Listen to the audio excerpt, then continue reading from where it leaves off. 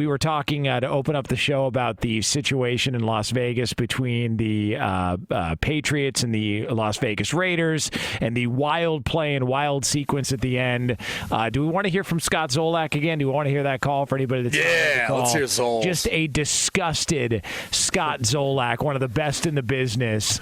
Absolutely incredulous reaction to what was going on there in Vegas with the lateral, whatever the hell the plan was there from Jacoby Myers. It was picked off by Chandler Jones.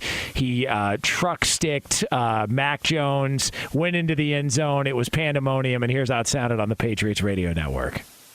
Now on a 3rd and 10, 3 seconds left. Jones will give it to Stevenson. He started right. He runs it up the middle, hit by Chandler. Jones slips and hit across the 45 with a stiff arm. Off a tackle at the 40. He lost the football, and Jacoby Myers picks it up. He circles back, and he throws it across the field toward Mac Jones. It's picked up by Chandler Jones. He breaks away to the 30. He runs to the 20. He runs to the 10. He runs to the end zone. Unreal. Touchdown. Come on. Good night. This might be one of the dumbest teams I've ever seen. And a victory for Las Vegas. So there it is. That's how it ended. He definitely didn't like the energy coming from his cohort. Good night. No, he did not like all that energy. Like, what are you doing right now? You do know we call games for the Patriots. Good night. Yeah. Good night. Why are you so pose elevated? This question? Which, by the way, New England is one of the more penalized teams in the NFL. I believe they're in the I'm going to use Jim Irsay vernacular. They're the bottom third quadrant of the NFL in penalties per game this season. Quadrant. But you know what got me thinking after we had our discussion in the first hour is Bill Belichick and maybe the situational awareness and all the credit we gave him or give him as a head coach. He kind of like now without Tom Brady, it's like, like these situations tend to maybe happen more frequently if Tom Brady's not a part of that group. Like maybe your team's also not in a position where you're just running the clock out. Maybe things happen differently at the end of regulation where you've got a shot for a field goal to win it or throwing a Hail Mary to go and try to win it in regulation if it's Tom Brady. I don't know that it can be understated too, like the amount of success that Tom and Bill both had together, but also like Tom cleaning up or never really exposing Bill Belichick to be in some of these scenarios. You know what I'm saying? Like, yeah. I feel like that's one of the things that gets overlooked in all of this. Let me ask you this, though, because LaVar and I were talking about this during one of the breaks. Brady, I want to get your thoughts as a quarterback. So they're at the 45-yard line. Right. Belichick said afterwards when asked why they didn't throw the Hail Mary that they couldn't get it that far. How do you think that sits with Mac Jones post-game? I think it sits like his response to the question earlier, throwing everything back on Bill Belichick.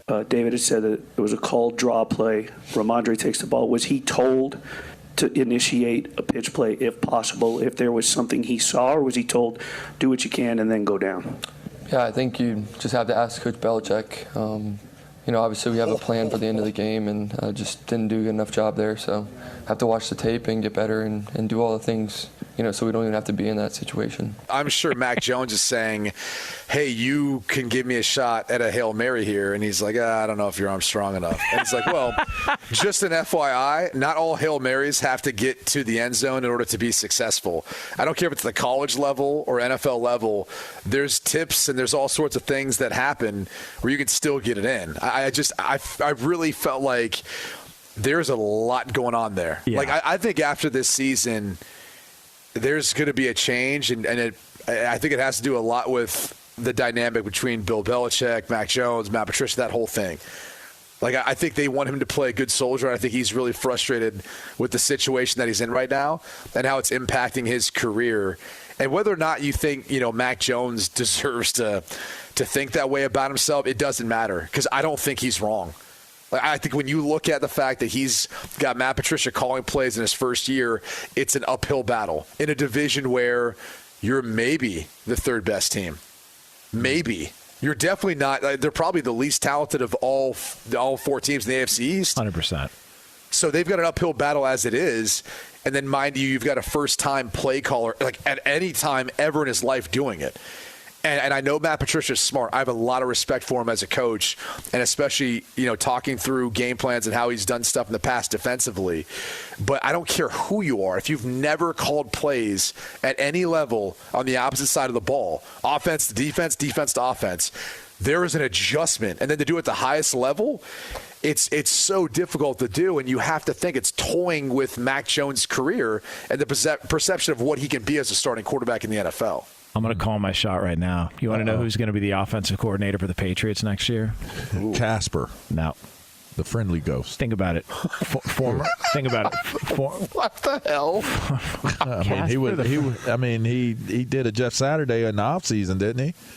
I mean, he was the offensive coordinator in the offseason, wasn't he? Who's that? Casper. Oh yeah, the guy. Yeah. He wasn't ready to tell anybody who it was. Yeah. Here's who I think it's going to be. Cliff Kingsbury. Ooh. I think he's going to hire Kingsbury. Ooh. Is Mac still the quarterback?